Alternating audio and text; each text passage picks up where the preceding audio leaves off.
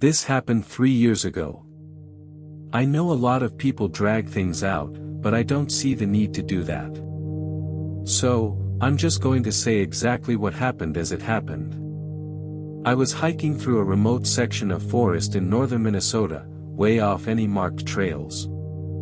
I've always preferred it that way, the actual wilderness, not the sanitized version you get on popular trails with their wooden markers and worn paths. Just me and the woods, the way they're supposed to be. I'd been out there for maybe 4 hours when I noticed I'd lost my bearings. It happens sometimes when you're not following a trail, but usually I can orient myself pretty quickly. This time was different. Nothing looked familiar.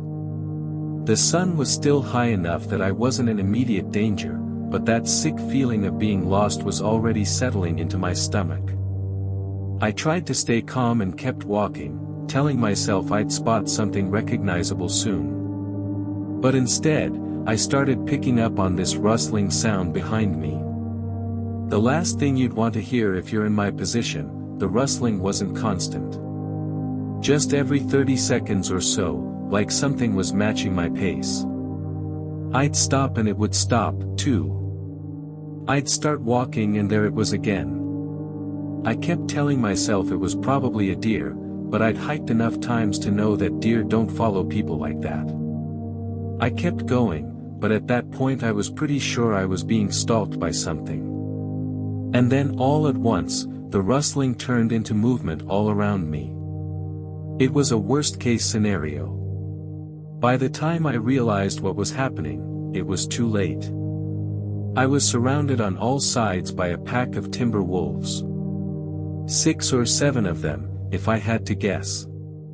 Some of them were snarling at me, and some of them were just staring. But it was clear to me that to them, I was a meal. I wasn't going to go down without a fight. Though I had my tactical folder knife out, even though I knew the odds were stacked against me, I remember thinking, this is it. This is actually how I'm going to die. Alone in the woods because I was too stubborn to stick to the marked trails. I was trying to decide if I should make myself big or stay still or what. Then every single wolf suddenly went rigid all at once, too. Not like they were reacting to each other, but rather all reacting to something else. Their ears shot up and they all looked in the same direction somewhere over my shoulder. And then they just scattered. Scattered as in a full-on sprint in the opposite direction from where they'd been looking, almost like they were the ones being hunted. That's when the fear started setting in for real. Until that point, it had just been a wicked adrenaline rush, which makes sense given the life and death scenario I thought I was in. But once I was alone again, I started getting the creeps. The first thing I noticed after the wolves scampered away was that the woods were completely silent. No wind, no birds, no critters, nothing. It was like someone had flipped a switch in there. It was still light out, but things felt a little dimmer. Sort of how your vision fades when you're lightheaded or right before you're about to pass out. But the worst part by far was why the wolves had run off in the first place. I mean, they had been scared of something. That much was obvious, but whatever could have scared off an entire pack of wolves from a long distance away, I couldn't imagine. I needed to keep moving, but I felt really unsettled, even in the daylight. I kind of wanted to follow the wolves, but I was pretty certain I had been walking in the right direction to begin with. So, I was at a crossroads. Follow the wolves just to potentially get encircled again and get even more lost, or continue in the right direction and possibly encounter whatever it was that had scared them off. An impossible choice. I ultimately decided to keep walking in the direction I thought would take me out of the woods, which meant walking toward whatever it was that the wolves had been freaked out by. My logic was I could waste an hour walking the way the wolves had come from only to turn around anyway and have to walk back in the dark or just bite my tongue and walk that way while I still had daylight. So that's what I did. Maybe 20 minutes later, I saw what looked like a clearing up ahead. For a second, I thought it might have been a campsite.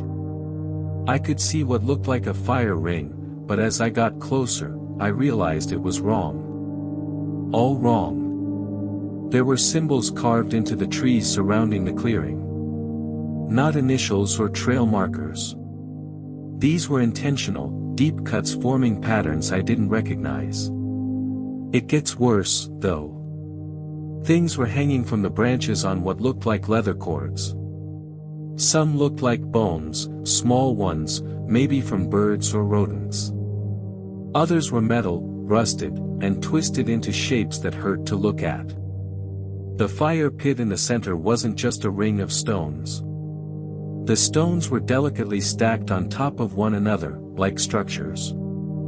There was weird stuff in the fire pit, too. Pieces of cloth, what looked like jewelry, and other objects I couldn't really identify.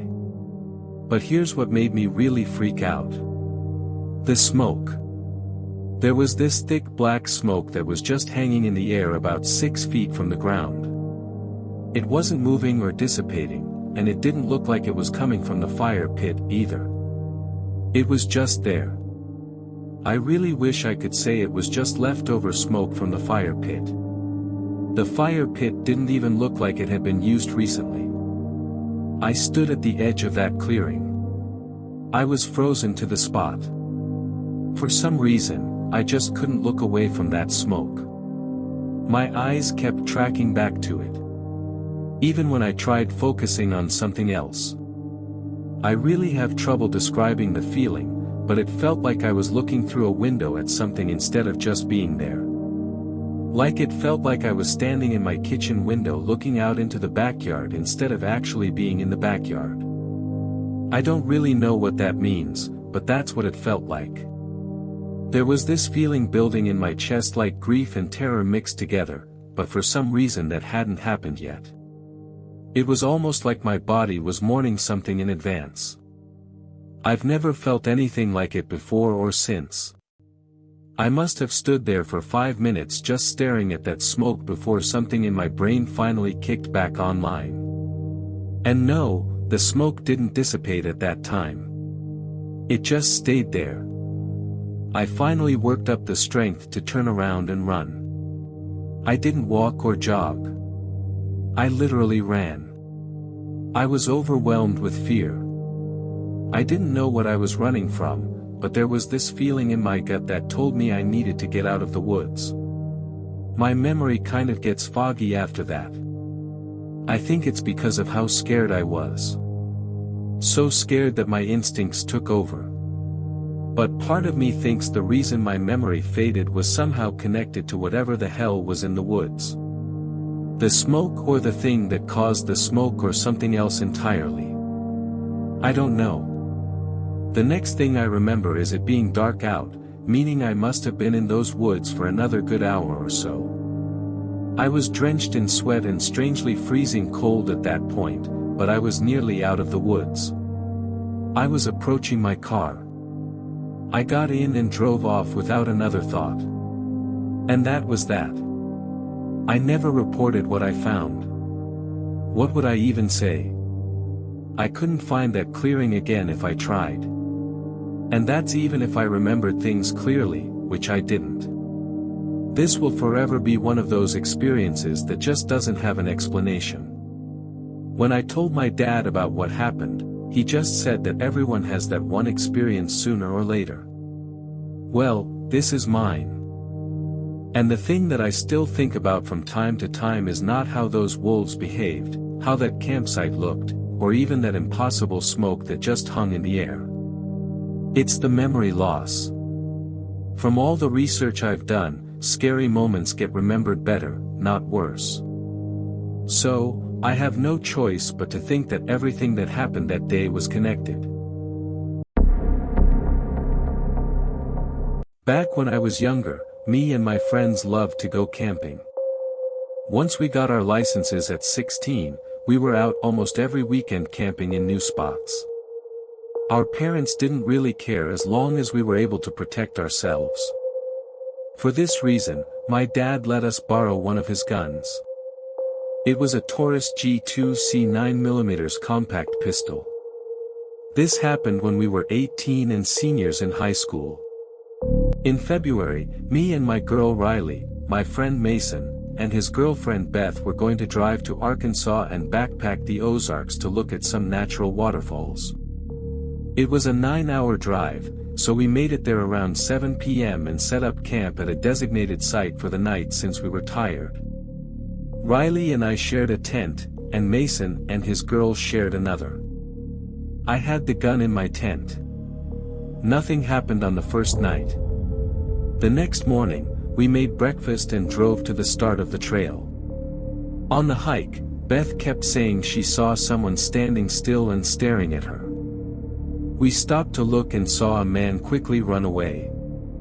Mason yelled at him to leave or we'd kick his ass, mostly to impress his girl. We eventually made it to the waterfall, had lunch, and took pictures. After 2 hours, we went to find a place to camp before dark. While looking, I noticed a freakishly tall, skinny woman staring at us. She had to be at least 6 feet 5 inches. Everyone got unsettled. We yelled that we had a gun, and she walked away. We hiked further, wondering if the two weirdos were connected. We found a nice spot next to a creek with a deep pool. We talked and joked that they were just hillbillies on drugs. When the sun set, we made a big dinner of chicken breast, rice, and potatoes. After eating, we broke out the alcohol and I rolled up some weed. We were having a great time late into the night. Eventually, we went to our tents. Riley and I were messing around when we suddenly heard someone laughing outside. At first, I thought it was Mason, so I yelled, "What's so funny?" Mason yelled back, "That wasn't me." That immediately sobered me up. I grabbed the gun, rushed out, and fired a few shots into the air, yelling for them to leave. We heard footsteps running away. We moved our tents closer and set up a lookout rotation. The next day, we planned to hike closer to the exit and camp one final night. After lunch, we hiked about 6 miles and set up camp 3 miles from the nearest exit. In the middle of the night, I woke up needing to pee. Out of paranoia, I brought the gun. While I was out there, I heard leaves crunching. My heart stopped. I turned on my headlamp, and the beam revealed the man from the day before standing in the distance holding a machete. I screamed and raised the gun as he started charging at me. I fired off every shot in the magazine and must have hit him because I heard him yell and saw him fall. I woke everyone up and told them to pack. We didn't even grab the tents, there wasn't time. We grabbed our bags and ran the final 3 miles, making it to the cars in under an hour. We locked the doors and slept there with the windows covered. We left at dawn and stopped for breakfast at a diner in a small town. We never called the cops, and I'm still conflicted about whether we should have. This happened years ago and no reports ever came out. For all I know, those psychopaths are still out there. My name is Andrew. I've been hiking solo for about 6 years now. I'm comfortable enough in the wilderness that I don't need to stick to main trails anymore, which is probably what got me into this situation in the first place. This happened last October in the Ozark National Forest. I had driven in for a long weekend, planning to hit some of the more remote sections that didn't see much traffic. The weather was perfect, mid-50s if I had to guess. Overcast, but not rainy. I was looking forward to some real solitude. I was maybe 4 hours into the hike when I reached what I can only describe as a gorge. It wasn't some massive canyon or anything, but it was deep enough, probably 30 or 40 foot down to a rocky bottom with a small creek running through it. Not a guaranteed death if you fell, but you'd definitely break something. And the walls looked impossible to climb with all that loose shale and overhang. There was this massive fallen oak wedged between both sides at a slight angle. It was pretty thick. The bark was worn smooth from weather and probably other hikers using it as a bridge. I inspected it for a few minutes to make sure it was sturdy, then decided it looked solid enough for me. I took my time getting across, trying to maintain focus. I safely reached the other side, and by the time I was back on solid ground, I realized I'd gotten a really nice adrenaline rush from the balancing act, but then I heard this rhythmic thunking sound behind me. I turned around and there was a guy on the other side of the gorge, maybe 10 feet from where the tree met the bank. He was older, definitely in his 50s, wearing this ratty camo jacket and old-looking jeans. He also had a scraggly beard that made him kind of look like your stereotypical lumberjack. It took me a second to realize what he was holding. It was an axe, a full-size axe. Maybe he really was a lumberjack. But I couldn't think. I was still in shock at the sight of it. He walked right over to the base of the tree and started swinging his axe at it. I shouted across at him, asking what the hell he was doing. He didn't even look up. He just kept swinging. To my horror, I watched as one of his swings landed a little deeper than the others. The tree shifted slightly. I yelled louder, telling him to stop and that I just crossed the gorge on that thing. It dawned on me that this guy probably already knew that and he was trying to strand me on the other side. He didn't show any signs of stopping. So, I yelled increasingly insulting things at him. Stuff that didn't even make sense. I finally yelled that I'd need to cross back to the other side. And that's when he finally looked up at me and said, "That's not my problem." He said it so casually, like I'd asked him about the weather. I don't know why, but his casual tone infuriated me. And I admit, I kind of lost it a little. I started full-on screaming at him. I said some nasty things, and in hindsight, that probably wasn't the brightest decision. I can't remember exactly what, but something I must have said hit a nerve because he stopped swinging the axe abruptly. He actually set it down on the ground before taking a few steps closer to the edge.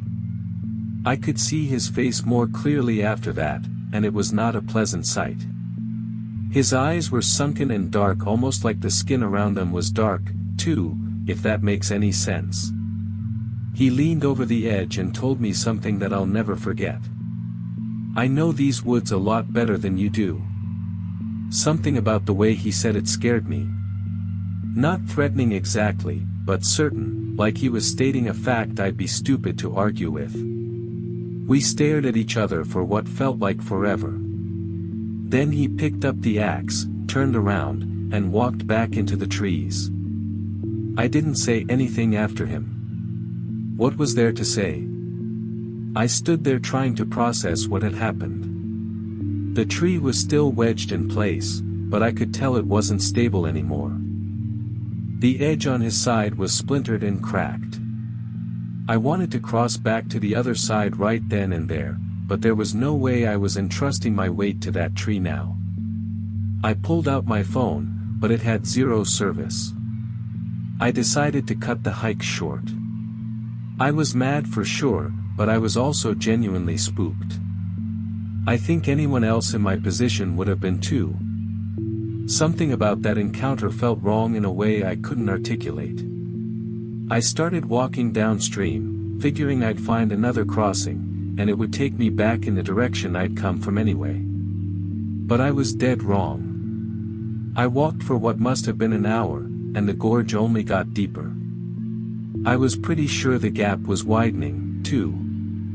I kept thinking I'd find a spot where I could cross, but every turn just revealed more impossible terrain.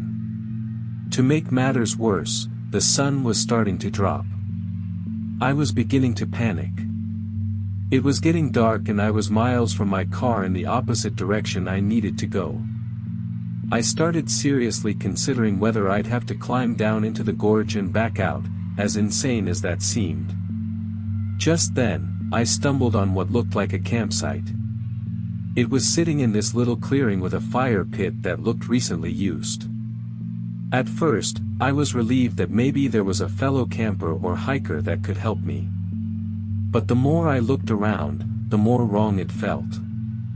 I realized that there were these carvings on the surrounding trees. Not like initials or anything recognizable, just these deep gouges and symbols. There were also a bunch of weird objects scattered around, like rusted tools and pieces of cloth tied to branches, what looked like animal bones arranged in patterns. It was freaky. As soon as I saw that stuff, I basically hightailed it out of there. I was about twice as scared as I had been 2 minutes ago, which was saying something. And then, as if it couldn't get any worse, I started hearing sounds behind me, stalking me. Footsteps or something like footsteps. Every time I spun around though, everything went silent.